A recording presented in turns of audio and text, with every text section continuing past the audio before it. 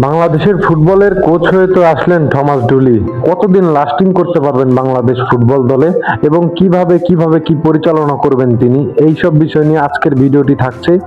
তাই ভিডিওটি সম্পূর্ণ দেখার অনুরোধ রইল।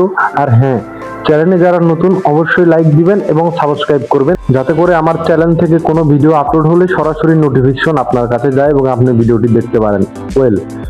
কোচ থমাস ডুলি কিন্তু 22 তারিখে বাংলাদেশ ফুটবল ফেডারেশনের বিশাল বিবৃতিতে থমাস ডুলিকে বাংলাদেশ ফুটবল কোচ বানানো হয় এবং সে বাংলাদেশেও এসেছেন এবং আজকে সে প্রথম সেশনও করলেন এবং প্রথম সেশন করে দারুণ কিছু অভিজ্ঞতা সম্পন্ন করলেন এবং তার সাথে তার অ্যাসিস্ট্যান্ট কোচও কিন্তু বাংলাদেশ দলে এসেছেন এবং তাদের হাত ধরেই কি বাংলাদেশ ফুটবল দল উন্নতি করবে।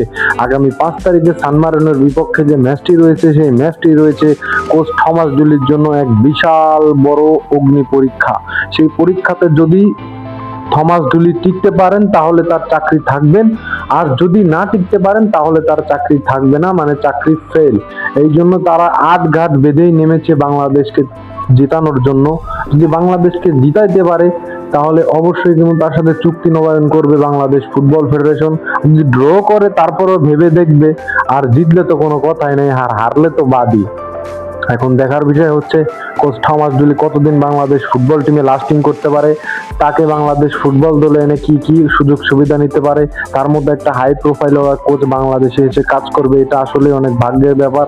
তো তার জন্য শুভকামনা থাকবে। আমি চাই, ব্যক্তিগতভাবে চাই কোচ থমাস ডুলি বাংলাদেশ ফুটবল ফেডারেশনের হেড কোচ হিসাবে থাক, কারণ তিনি একমাত্র লোক সিন্ডিকেটের দুয়ার ভাঙতে পারেন এবং তিনি কখনোই সিন্ডিকেটকে প্রশ্রয় দেন না।